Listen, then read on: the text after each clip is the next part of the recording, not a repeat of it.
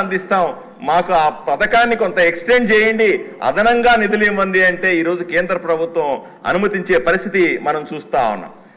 అంతెందుకు అధ్యక్ష, ఒక విషయాన్ని ఇక్కడ తప్పనిసరిగా గుర్తు చేయాల్సిన అవసరం ఉంది. ప్రతి 3 నెలలకు ఒకసారి ఏర్పాటు చేయాల్సినటువంటి గ్రామ సభలు ఎప్పుడూ జరిగిన పాపాన పోలేదు 5 సంవత్సరాల్లో.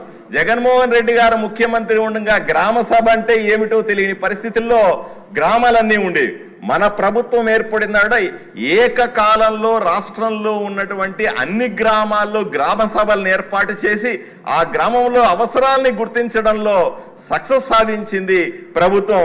దీనికి ఇది పెద్ద ఎత్తున ఒకే రోజు ఇన్ని సభలు చేసిన ఘనతగా ఈరోజు మన ఉప ముఖ్యమంత్రి పవన్ కళ్యాణ్ గారు గిన్నిస్ బుక్ రికార్డులో ఎక్కిన పరిస్థితి మనం చూస్తున్నాం అధ్యక్ష. ఇళ్ల పట్టాలి కేంద్ర ప్రభుత్వ పథకం ప్రతి ఒక్కరికి ఇల్లు ఉండాలనే పథకాన్ని ప్రవేశపెట్టి దేశంలోనే అత్యధికంగా ఇళ్లని రాష్ట్ర ప్రభుత్వ ఆంధ్రప్రదేశ్కి కేటాయిస్తే వాటిని సగంలో వదిలేసిన ఘనత జగన్మోహన్ రెడ్డి గారిదైతే ఈరోజు మనం పూర్తి చేసుకునే పరిస్థితి.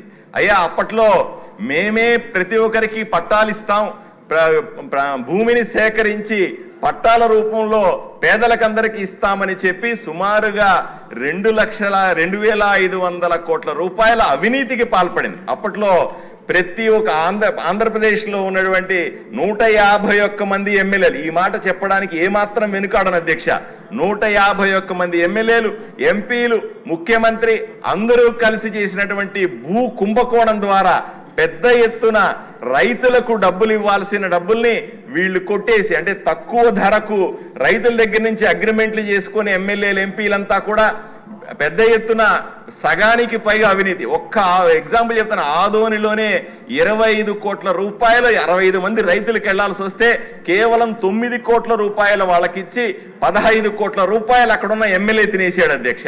అంటే ఒక్క ఊర్లో అంత జరిగితే 175 నియోజకవర్గాల్లో ఎంత పెద్ద కుంభకోణం జరిగి ఉంటుందో ఒక్కసారి మనం ఆలోచన చేసుకోవాల్సిన అవసరం ఉంది అధ్యక్ష. గ్రామాలలో భయానక పరిస్థితులు, పట్టా పుస్తకాల మీద అప్పట్లో జగనన్న ఫోటోలు ఉంటే తప్ప కుదరని పరిస్థితి. ఈరోజు చూడండి అధ్యక్ష, స్పష్టంగా రాష్ట్ర ప్రభుత్వ రాజముద్రతో ఈరోజు పట్టాలు విడుదల చేస్తా ఉన్నాం మనం.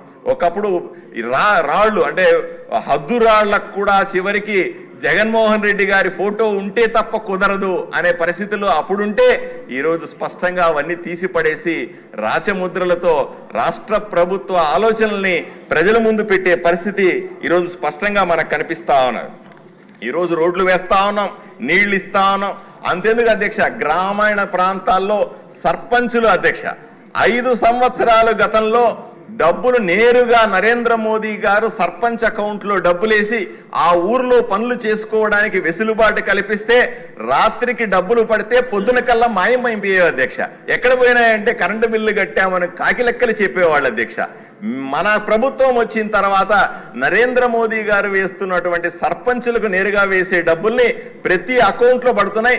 ప్రతి గ్రామానికి కూడా 5 నుంచి 15 లక్షల రూపాయలు ఈరోజు సర్పంచ్ అకౌంట్లో ఉంటే అక్కడ అవసరాలు తీరుతున్నాయి అన్న విషయాన్ని మీకు తెలియజేస్తున్నాను అధ్యక్ష. అదేవిధంగా మున్సిపాలిటీలైనా సరే, పట్టణాలైనా సరే, పట్టణాల్లో ఉన్నటువంటి అమృత్ పథకం అయినా సరే, అమృత్ పథకం ద్వారా ఇంటింటికి నీళ్లు ఇస్తా ఉన్నాం, డ్రైనేజీలు ఏర్పాటు చేస్తా ఉన్నాం.